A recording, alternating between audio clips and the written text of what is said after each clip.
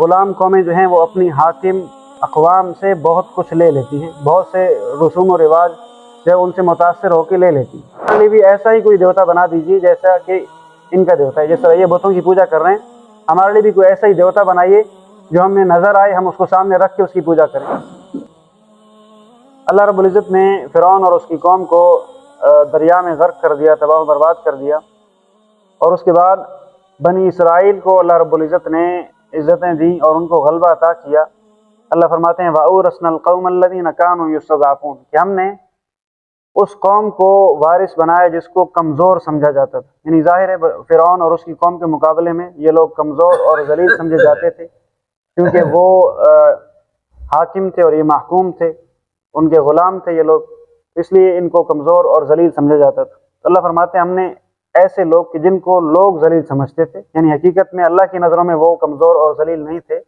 بلکہ لوگ ان کو سمجھتے تھے، تو اللہ نے ان کو وارث بنا دیا اس زمین کے مشرق اور مغرب کا، التی بارکنا فیہا، جس میں ہم نے برکتیں رکھی تھی۔ اب یہ زمین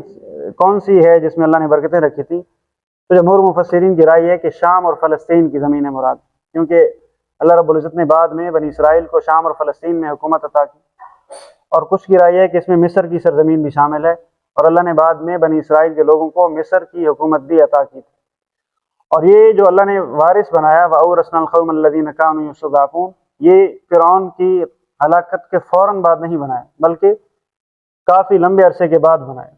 کیونکہ اللہ رب العزت نے جب ان کو بنی اسرائیل سے نجات دی، یہ جب نکلے بحیرہ قلزم سے باہر نکلے، تو ان کا چونکہ بنی اسرائیل کا اصل علاقہ جو ہے وہ شام اور فلسطین کا علاقہ تھا، ہم پہلے پڑھ چکے ہیں۔ پھر بعد میں جب یوسف علیہ السلام مصر کے وزیر بنے تو انہوں نے اپنے والد صاحب کو اور اپنے بھائیوں کو بلا لیا تھا، اور وہ وہیں پہ بس گئے تھے مصر میں ہی۔ اس کے بعد سے پھر بنی اسرائیل وہیں پہ آباد تھے، لیکن ان کا اصل جو علاقہ تھا وہ شام اور فلسطین کا علاقہ تھا۔ جب اللہ رب العزت نے ان کو فرعون سے نجات دلائی تو پھر اللہ نے ان کو حکم دیا کہ اب جاؤ اپنے اصل علاقے میں جاؤ جو شام اور فلسطین کا علاقہ ہے، اور اس وقت وہ قوم عمالقہ کے پاس تھا، ان کا تسلط تھا وہاں پہ، اور وہ بڑی جنگجو قسم کی قوم تھی۔ اللہ نے یہ حکم دیا کہ تم جا کے ان سے جہاد کرو اور فتح تمہاری ہوگی، تمہیں تمہارا علاقہ واپس ملے گا۔ لیکن یہ آرام پسند قسم کے لوگ تھے، انہوں نے موسیٰ علیہ السلام کے ساتھ بڑی بدتمیزی کا مظاہرہ کرتے ہوئے یہ کہا کہ بھئی آپ اور آپ کا رب جا کے لڑیں، ہم تو یہیں بیٹھے ہیں۔ اس کے نتیجے میں اللہ رب العزت نے ان کو سزا یہ دی تھی کہ ان کو وادی تیہ میں محصور کر دیا تھا، کئی سالوں تک وہ وہیں پہ محصور رہے، یہاں تک کہ موسیٰ علیہ السلام کا وصال ہو گیا۔ بعد میں یوشع بن نون علیہ السلام کا زمانہ آیا، کچھ فلسطین کا حصہ ان کے زمانے میں جو ہے وہ بنی اسرائیلیوں نے واپس لیا، اور پھر بعد میں ایک زمانہ آیا سموئیل علیہ السلام کا زمانہ آیا، یہ تقریباً اس میں 200-300 سال گزر گئے۔ تو پھر اس وقت جو ہے بنی اسرائیل کو یہ احساس ان کے اندر پیدا ہونا شروع ہوا، کیونکہ پھر اب قوم عمالقہ اور دوسری جو مشرک قومیں تھیں ان کے مظالم بڑھتے جا رہے تھے، وہ بنی اسرائیلیوں پہ حملے کرتے تھے، ان کے لوگوں کو پکڑ کے لے جاتے تھے، ان کے علاقوں میں قبضے کر لیتے تھے۔ تو پھر انہوں نے ان مظالم سے تنگ آ کے اپنے وقت کے نبی جو سموئیل علیہ السلام غالباً تھے، تاریخی روایات کے مطابق وہ خود بہت بزرگ تھے، تو ان سے انہوں نے یہ درخواست کی کہ اب ہمارے لیے کوئی سپہ سالار مقرر کریں، ہم ان کی سرکردگی میں جہاد کریں گے اور اپنا علاقہ واپس لیں گے۔ پھر انہوں نے اللہ کے حکم سے طالوت رحمہ اللہ کو ان کا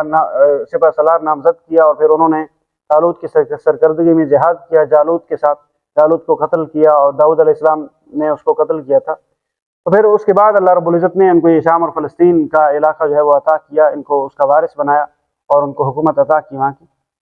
اللہ فرماتے ہیں وَتَمَّتْ كَلِمَةُ رَبِّكَ الْحُسْنَىٰ عَلَىٰ بَنِي إِسْرَائِيلَ بِمَا صَبَرُوا، کہ اللہ نے جو بنی اسرائیل سے وعدہ کیا تھا ان کو اقتدار اور غلبہ عطا کرنے کا، وہ پورا کیا۔ یہ ہم پہلے پڑھ چکے ہیں کہ موسیٰ علیہ السلام نے جب اپنی قوم کو صبر کی تلقین کی تو یہ بھی ان سے کہا کہ عَسَىٰ رَبُّكُمْ أَن يُهْلِكَ عَدُوَّكُمْ وَيَسْتَخْلِفَكُمْ فِي الْأَرْضِ، کیا ان قریب اللہ تمہارے دشمن کو ہلاک کرے گا اور تمہیں ان کا خلیفہ بنائے گا۔ تو یہ اللہ کا وعدہ تھا، اللہ نے یہاں پہ یہ وعدہ پورا کیا، لیکن پورا کیوں کیا؟ بما صبر، کیونکہ بنی اسرائیل نے صبر کا مظاہرہ کیا۔ موسیٰ علیہ السلام نے بھی اپنی قوم سے یہی کہا تھا کہ بھئی تم صبر کرو، استعینوا باللہ واصبروا، صبر سے کام لو، اللہ سے مدد مانگو اور صبر سے کام لو۔ تو چونکہ بنی اسرائیل نے فرعون کے مظالم پہ صبر سے کام لیا، صبر کا مظاہرہ کیا، اللہ نے پھر ان کو نتیجے میں، اگرچہ ان میں خامیاں بھی تھیں، غلطیاں بھی تھیں، لیکن بہرحال انہوں نے فرعون کے مظالم پہ صبر کیا، اللہ نے اس کے نتیجے میں ان کو پھر ان علاقوں کا وارث بنایا۔ اور اللہ فرماتے ہیں وَدَمَّرْنَا مَا كَانَ يَصْنَعُ فِرْعَوْنُ وَقَوْمُهُ، فرعون اور اس کی قوم جو کچھ بناتے تھے وما كانوا یعرشون، اور جو کچھ وہ بلند کرتے تھے ہم نے اس سب کو تباہ و برباد کر دیا۔ بنانے سے مراد اور بلند کرنے سے مراد ان کی عمارتیں وغیرہ، ان کے گھر وغیرہ، باغات وغیرہ، یہ سب کچھ تھا۔ یصنع فرعون وقومہ، جو کچھ بناتے تھے، وما كانوا یعرشون، اور جو کچھ بلند کرتے تھے۔ بلند کرنے سے مراد ان کی بلند و بالا عمارتیں بھی ہو سکتی ہیں، اور بعض مفسرین نے لکھا ہے کہ ان کے جو باغات تھے، بلند و بالا قسم کے درخت تھے، وہ بھی مراد ہوئے ہیں۔ اور اسی طرح انگور کی بیلیں، انگور کے باغات ہوا کرتے تھے، انگور کی بیل کو بھی چونکہ اوپر چڑھایا جاتا ہے، وہ بھی مراد ہے۔ حاصل بات کہ یہ کہ سب کچھ اللہ نے ان کا ملیا میٹ کر دیا، تباہ و برباد کر دیا ان کا۔ اچھا، یہاں تک تو فرعون اور اس کی قوم کی تباہی کا بھی تذکرہ تھا۔ اب اس کے بعد جو ہے بنی اسرائیل کو اللہ رب العزت نے اب اتنی ساری نعمتیں عطا کی، خاص طور پہ یہ فرعون اور اس کی قوم سے آزادی ایک بہت بڑی نعمت تھی، لیکن اس سب کے باوجود بنی اسرائیل کی بھی ظاہر ہے ان میں بھی بہت ساری خرابیاں تھیں۔ بہت سارے مواقع پہ انہوں نے بہت زیادہ ہٹ دھرمی کا اور بہت زیادہ ڈھٹائی کا مظاہرہ کیا۔ تو یہاں سے بنی اسرائیل کی اندر جو خرابیاں تھیں، انہوں نے موسیٰ علیہ السلام کے ساتھ جو جس قسم کی بدتمیزیاں کی، ان کا تذکرہ شروع ہوتا ہے۔ چنانچہ اللہ فرماتے ہیں کہ وجاوزنا ببنی اسرائیل البحر، ہم نے بنی اسرائیل کو دریا سے جب پار کروایا بحیرہ قلزم سے، فأتوا علی قوم یعکفون علی اصنام لہم، وہ ایک قوم کے پاس سے گزرے جو اپنے بتوں کے ساتھ لگے بیٹھے تھے۔ یعکفون یہ ہے کسی چیز کے ساتھ یکسو ہو کے کسی چیز کے ساتھ جڑ کے بیٹھ جانا، مراد سے عبادت کرنا ہے۔ اسی سے اعتکاف بھی ہے۔ اعتکاف میں بھی چونکہ انسان ہر چیز سے کٹ کے مسجد میں آ کے بیٹھ جاتا ہے، اسی لیے اس کو اعتکاف کہتے ہیں۔ یہ قوم تھی جو بتوں کی عبادت کر رہی تھی، اور بنی اسرائیل کے لوگ ان کے پاس سے گزرے، انہوں نے دیکھا کہ بھئی ان کے تو دیوتا ہیں اور یہ ان کی پوجا کر رہے ہیں۔ تو یہ چونکہ بنی اسرائیل کے جو لوگ تھے فرعون کی قوم کے غلام رہے تھے کافی عرصہ، اور ان میں بھی بت پرستی رائج تھی، تو غلام قومیں جو ہیں وہ اپنی حاکم اقوام سے بہت کچھ لے لیتی ہیں، بہت سے رسوم و رواج جو ہے ان سے متاثر ہو کے لے لیتی ہیں۔ یہ چونکہ ان کو بہت سارا عرصہ ان کو بت پرستی کرتے ہوئے دیکھ چکی تھی فرعون اور اس کی قوم کو، تو انہوں نے جب یہاں پہ اس قوم کو دیکھا، ان لوگوں کو، یہ قوم کون سی تھی؟ مفسرین کی بہت ساری اقوال ہیں، بعض نے کہا قوم عمالقہ ہے، بعض نے کچھ کہا، بہرحال کوئی قوم تھی جو بتوں کی پوجا کر رہی تھی۔ تو انہوں نے جب دیکھا ان کو بتوں کی پوجا کرتے ہوئے، تو انہوں نے موسیٰ علیہ السلام سے عجیب قسم کی فرمائش کر دی کہ اجعل لنا الہا کما لہم آلہہ، کہ ہمارے لیے بھی ایسا ہی کوئی دیوتا بنا دیجیے جیسا کہ ان کا دیوتا ہے۔ جس طرح یہ بتوں کی پوجا کر رہے ہیں، ہمارے لیے بھی کوئی ایسا ہی دیوتا بنائیے جو ہمیں نظر آئے، ہم اس کو سامنے رکھ کے اس کی پوجا کریں۔ موسیٰ علیہ السلام نے ان کو سمجھایا انکم قوم تجہلون، تم بڑے عجیب جاہل لوگ ہو۔ بھائی اللہ نے تمہیں فضیلت دی ہے، ظاہر ہے انسان کو اللہ نے اشرف المخلوقات بنایا ہے، تو وہ ان پتھروں کی، بے جان پتھروں کی، ان بے ضرر اور بے حس قسم کی چیزوں کی پوجا کیسے کر سکتے؟ یہ تو انسان سے گھٹیا چیزیں ہیں نا، پتھر ہو گئے، باقی جتنے بھی چیزیں ہیں وہ ساری انسان کی